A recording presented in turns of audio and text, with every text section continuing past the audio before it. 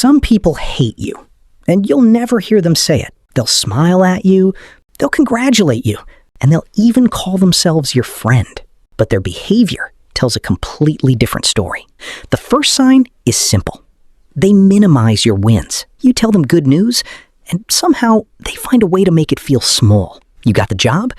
Nice, but it's not that hard. You reached a goal? Anyone can do that. Notice the pattern? They don't celebrate your progress. They compete with it. The second sign is even more revealing. They disappear when you need support. When things go wrong, they're suddenly busy. But when you're struggling, they suddenly have nothing to say. The third sign, they secretly enjoy your failures. And that's when you realize their support was never real. And here's the part most people miss. Secret hatred doesn't always look like hatred. Sometimes it looks like concern.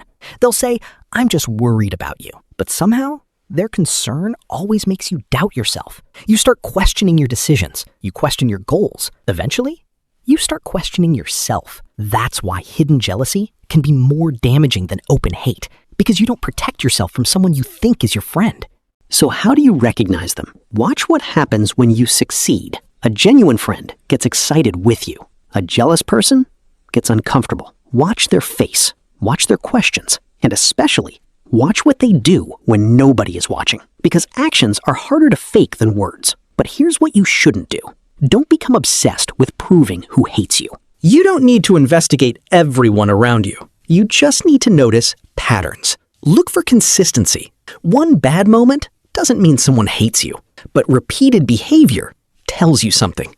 And once you see the pattern, stop explaining yourself. Stop trying to earn their approval. And definitely don't become like them. Their negativity doesn't have to become your personality. Because the strongest response isn't revenge, it's distance. You don't need to confront everyone. You don't need to expose them.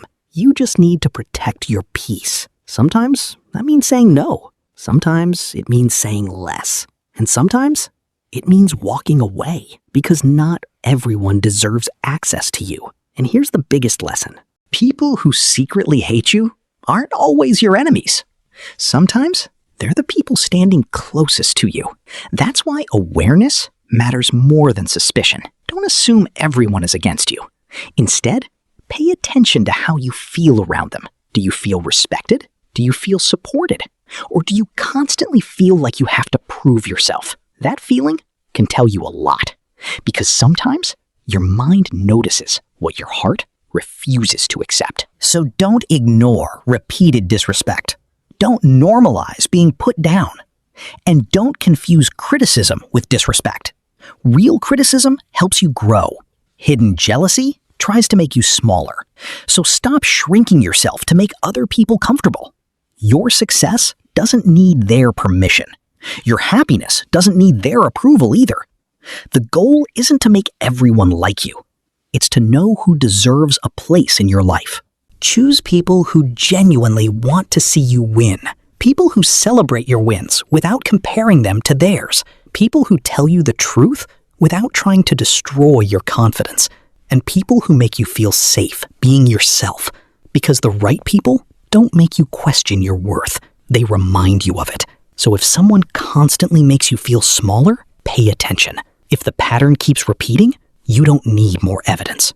Protect your energy, protect your time, and protect your attention.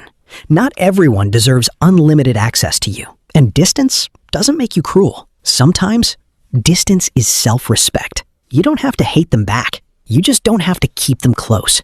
Because your life becomes lighter when you stop carrying other people's negativity. You don't need to change who you are. You just need to choose who gets to stay. At the end of the day, you can't control how people feel about you. You can only control how you respond. You can control your boundaries. You can control who you trust. And you can control who gets access to your life. That's where your power is.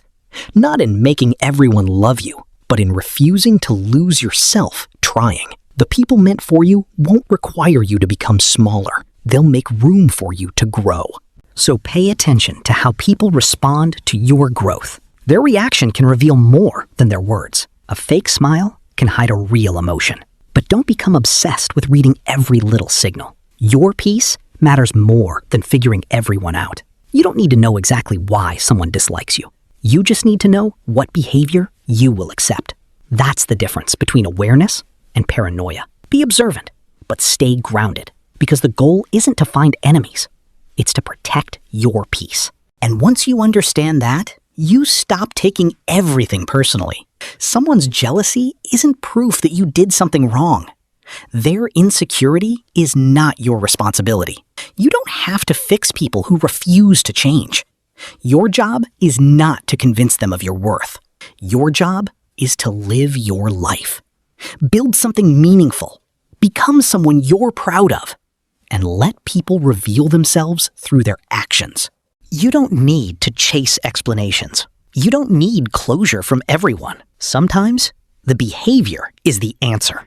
If someone repeatedly disrespects you, you don't have to keep giving them chances. Boundaries aren't punishment. They're protection. And protecting yourself doesn't make you a bad person. It means you've learned your value. And once you know your value, you stop begging people to recognize it.